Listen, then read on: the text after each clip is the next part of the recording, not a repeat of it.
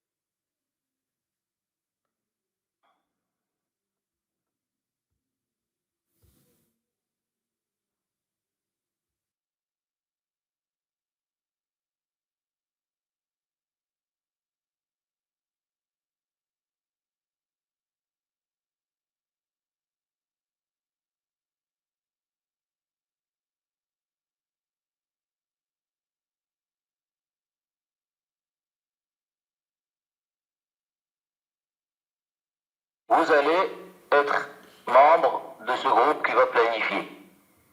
Donnez-moi une feuille de route de ce que vous allez faire en préparatif à la planification.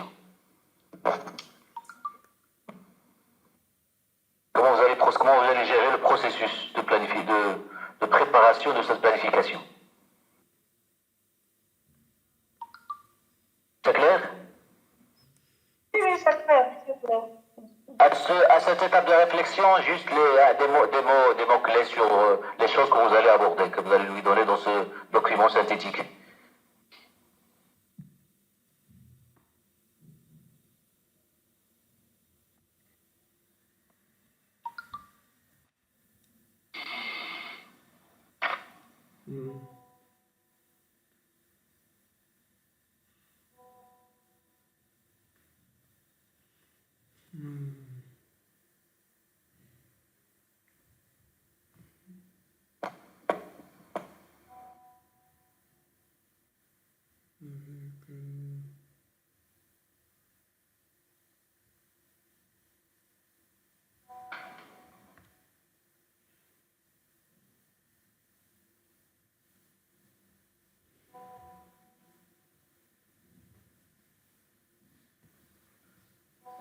Okay.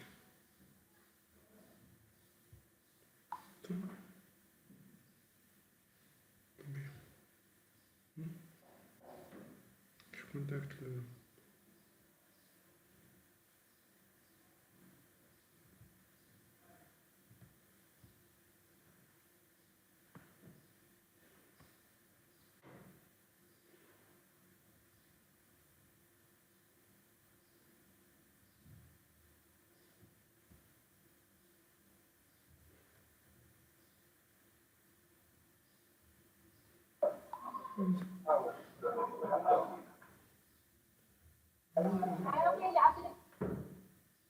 Professeur, est-ce que je peux vous demander une question? Est-ce qu'on va considérer un processus de planification opérationnelle ou bien stratégique? Ah, là, c'est une bonne question. Vous entamé les typologies. La commande est celle-ci. Votre supérieur veut que vous lui posez des questions, vous lui donnez une ébauche de feuille de route, comment vous allez gérer le processus de planification. Et là, il y a à la fois de la réflexion stratégique, tactique et opérationnelle. Parce que c'est... C'est la question que je voulais vous poser quand j'ai fait la prélecture, parce que on ne peut jamais parler de stratégie tout seul ou d'opération tout seul, on doit avoir un plan clair, et c'est ce que vous avez dit quand vous avez dit préparer la feuille de route. Donc on doit mettre en place une stratégie, mais qui soit réalisable. Donc on entre directement dans le volet opérationnel. On ne peut pas mettre une stratégie avec un budget qu'on ne peut pas atteindre, ou avec par exemple des ressources qu'on n'a pas. Voilà, vous entamez des éléments de réflexion sur pas mal de concepts. Moi maintenant, c'est une commande pratique, opérationnelle. Il vous dit, en fait, qu'est-ce qu'il dit le dernier point? Le directeur veut élaborer processus, selon les règles de l'art, comme on dit, en principe, il y a une lettre de mission, de terme de référence de ce groupe de travail, et qui lui spécifie exactement ce qu'il a à faire, dans quel contexte, avec quoi, quelles ressources, etc. Et il va commencer. Là, il appelle oralement et il lui dit, tu vas travailler, s'il te plaît, donne-moi une ébauche de feuille de route, je veux m'inspirer pour élaborer les termes de référence. Vous saisissez l'exercice? L'enjeu de l'exercice? Honnêtement, non. D'accord, je reformule mes propos. En principe, quand on lance ce genre de réflexion et qu'on met un groupe de travail sur la planification, en principe, on leur donne des termes de référence écrits noir sur blanc qui spécifient ce qu'ils ont à faire. Comme un cahier de charge. Exactement. Sur ce qu'ils vont faire, leur mission, leur terme de référence, leur cahier de charge. Monsieur, par exemple, on va appeler une sommité et on lui dit, tu vas avoir avec toi tel nombre de participants et tu auras tant de la durée et tu vas faire ceci, dans les termes de référence. Là, dans l'exercice qu'on est en train de faire, on a demandé à une personne de se projeter face à un décideur, quelqu'un du middle management, quelqu'un de responsable régional, qui est son ami, qui le connaît, et qui va discuter sur ce que doit être une feuille de route pour gérer, planifier, organiser, gérer ce processus de planification. Brainstorming, je vous demande pas je vous demande juste quels sont les mots-clés qui doivent être les soucis majeurs, quels sont les points que vous devez aborder dans cet exercice. Après, je vais vous demander une ébauche d'un document que vous allez discuter en groupe, le voir, etc. Là, comme première étape de la gestion du processus de planification. Juste un brainstorming entre vous et citer quelques mots-clés, on doit faire ceci, et on passe à la restitution plénière. C'est bon? Donc si vous permettez, je vais commencer. On peut le faire oralement, je vais le commencer. On a déjà discuté un petit peu et on a fait sortir quelques mots-clés. Super. Ah, d'accord. D'accord. Donc, en tant que rapporteur du groupe numéro 2, je me permets de transmettre un peu les idées de mon groupe. D'accord. On s'intéresse à la situation du VIH-Sida au Maroc, plus principalement à Kazakhstan. D'accord, oui, c'est ça donc. On va essayer de faire une situation, on va voir quel est le statut de la maladie au niveau international et puis au niveau national. Et on va le comparer au niveau de notre région. Qu'est-ce qu'on va comparer? On va comparer les indicateurs clés qui sont la prévalence et l'incidence. Là, on pourra aussi voir quelles sont les, quelles sont les actions déjà mises en place, déjà établies sur notre territoire. D'accord. Pour accompagner soit les patients, pour sensibiliser les populations à risque. Et on va voir aussi et suivre l'efficacité de ces indicateurs sur une période des 10 dernières années, des 15 dernières années. D'accord. Pas encore. Pas encore, d'accord. J'ai noté. Non, j'ai dit quoi encore? Donc, je note deux mots-clés. Donc, la situation, la fréquence de la maladie, incidence, gravité, tout ça. Indicateur et situation épidémiologique actuelle. On va voir quels sont les plans qui ont été mis en place. Par exemple, le plan 2018-2021. On va voir aussi son niveau d'efficacité. Est-ce que les chiffres qu'on voit, l'incidence, la prévalence, est-ce qu'ils ont baissé, ils ont augmenté ou il y a un statu quo, on a eu une stagnation et on voit que ces actions n'ont pas d'efficacité visible parce qu'on a les mêmes, par exemple, les mêmes chiffres qui reviennent chaque année. Donc, grosso modo, vous allez faire une analyse de la situation détaillée. C'est ça? Vous pouvez répéter, s'il vous plaît? Je disais, vous allez faire situation, une analyse, une évaluation de la situation actuelle. Exactement, on va analyser d'abord les indicateurs. On ne peut pas savoir où on en est vis-à-vis d'une maladie sans voir quels sont les chiffres relatifs à cette maladie. Comme on a dit, la prévalence et l'incidence. Ben, on va voir aussi la courbe, c'est ce qu'on appelle les tendances.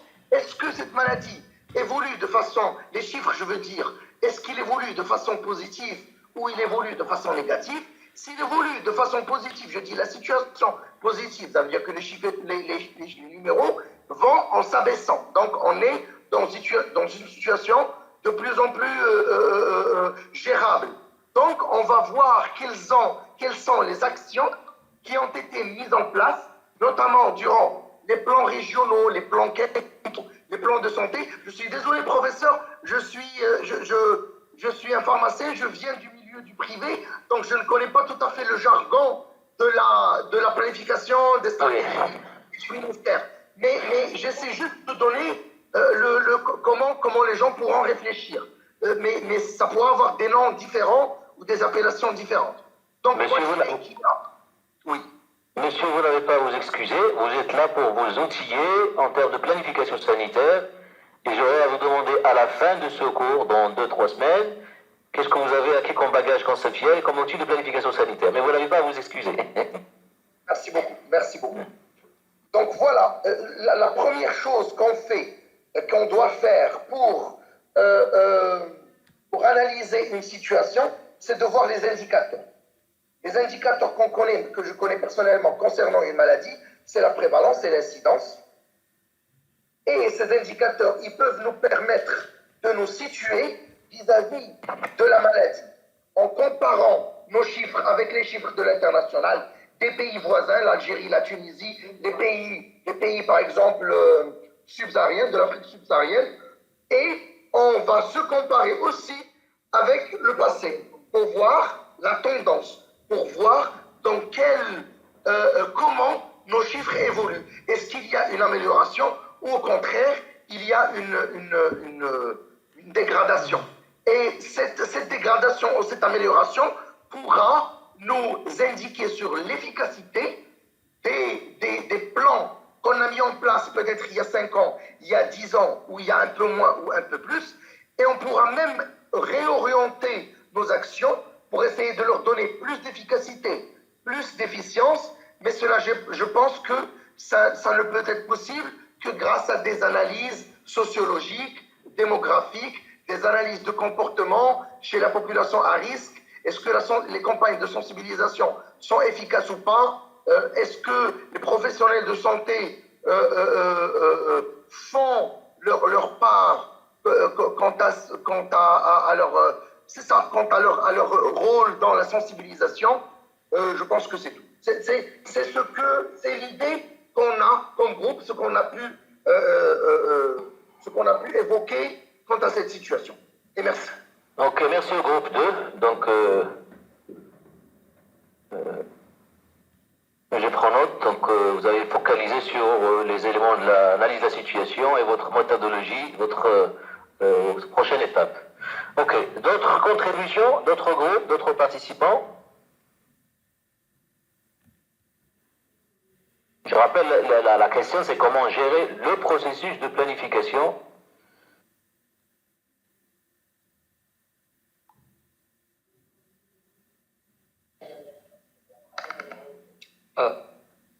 Allô, professeur? Oui. Bon, à mon avis, pour gérer le processus de la planification de la santé, si une telle éventualité se posait, je pense qu'il y a 3 éléments qu'il faut prendre en compte. 3 éléments. Le premier élément, c'est d'abord identifier les problèmes de la communauté et essayer de les prioriser.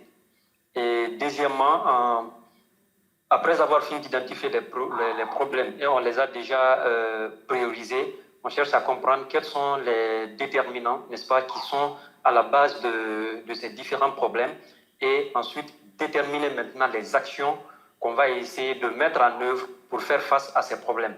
Et la troisième chose qu'on peut faire, c'est d'évaluer, n'est-ce pas, l'impact des actions qu'on va mettre en place sur la santé de la population. De façon simple, je dirais qu'il faut identifier et prioriser les problèmes de la population et aussi déterminer faire identifier les déterminants de ces problèmes. Et deuxièmement, c'est proposer des actions, n'est-ce pas, pour répondre à ces problèmes. Et la troisième, c'est faire une évaluation de l'impact des actions sur la santé de la population. Ok, donc c'est les étapes et les cycles, les composants d'un cycle de processus de planification. D'accord. Ok. C'est bon, merci. C'est quel groupe C'était quel groupe? Tout à l'heure, c'était le groupe 2, maintenant, c'était quel groupe? Groupe 3. Ou 3, d'accord.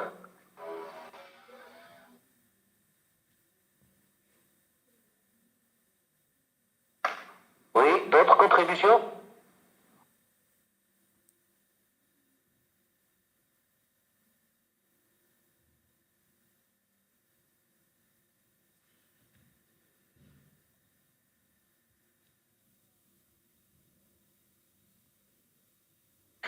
Vous aurez certainement des questions à poser à votre supérieur hiérarchique, n'est-ce pas? Vous aurez des questions à lui poser par rapport au processus.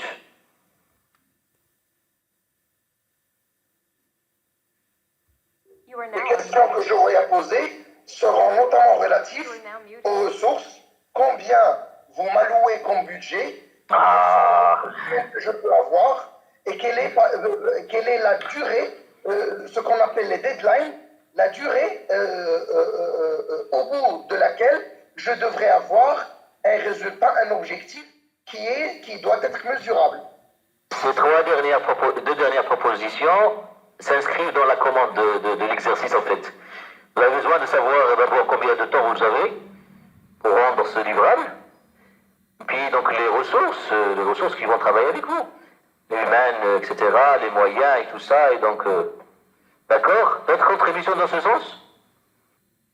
L'objectif, c'est gérer ce processus de planification, le planifier, l'organiser, le diriger, et même disons à la fin, comment vous allez évaluer ce processus de planification, sur quels critères vous allez dire que nous avons rempli notre mandat en tant que groupe chargé de la planification ou pas. Professeur? Oui. Alors, c'est Yacine, groupe 6. Alors, c'est juste les quelques petites premières réflexions qui sont tombées. Donc, c'est en rapport avec le cancer, n'est-ce pas? D'accord. En tout cas, la période de préparation, le poste de préparation est transversale. Ce sera la méthodologie commune pour l'ensemble des thématiques. Parce que pour le moment, on ne se pose pas des questions précises par rapport à la thématique, mais en tout cas par rapport à l'analyse systémique, les moyens et tout ça. Donc, après, vous allez contextualiser et territorialiser donc, par rapport à la thématique du groupe. D'accord. Donc, dans ce cas, peut-être on va passer et on va contextualiser et peut-être on pourra réfléchir davantage en groupe. Là, dans un premier temps, on n'a pas quelque chose de bien précis. C'est un brainstorming, hein, il n'y a pas de mauvaise idée. Brainstorming, l'exercice, il n'y a pas de débat, il n'y a pas de censure. On discute entre nous. Okay. Alors, c'est bon. Dans un premier temps, on a pensé à cerner la maladie dans le milieu et dans le temps, faire une bonne documentation, c'est-à-dire... Ce qui rejoint une première partie du deuxième groupe. Pardon? Ce qui rejoint la première réponse du deuxième groupe, c'est-à-dire l'ampleur de la maladie, etc., la fréquence et tout ça. Et en documentation, bien, si possible, via une recherche bibliographique, est-ce qu'il y a un travail qui a eu à être mené dans ce sujet bien précis auparavant et dans le milieu exact que nous avons choisi ou dans le Maghreb ou partout ailleurs, voir l'épidémiologie aussi de cette maladie, en tout cas capitaliser le maximum d'informations et ensuite peut-être se référer à la hiérarchie pour lui demander l'objectif carrément du travail, qu'est-ce qu'il veut exactement qu'on fasse en faisant la planification, qu'est-ce qu'il aimerait qu'on fasse ressortir, en tout cas lister les objectifs et voir ce qu'on a comme ressources en suivant le besoin et la demande, qu'est-ce qu'on a comme ressources humaines, matérielles, financières, ainsi de suite. Donc dans un premier peut-être c'est ce à quoi on a pensé.